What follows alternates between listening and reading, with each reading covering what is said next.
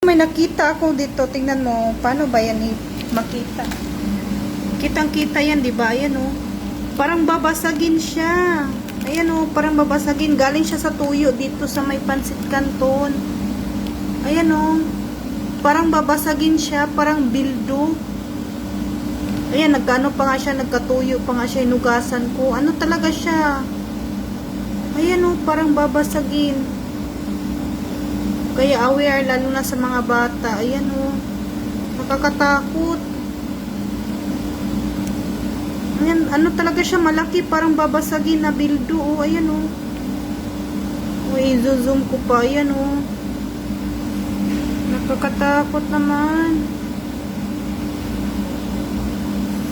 Ang hirap kumain ng mga ganito na may ano na, oh.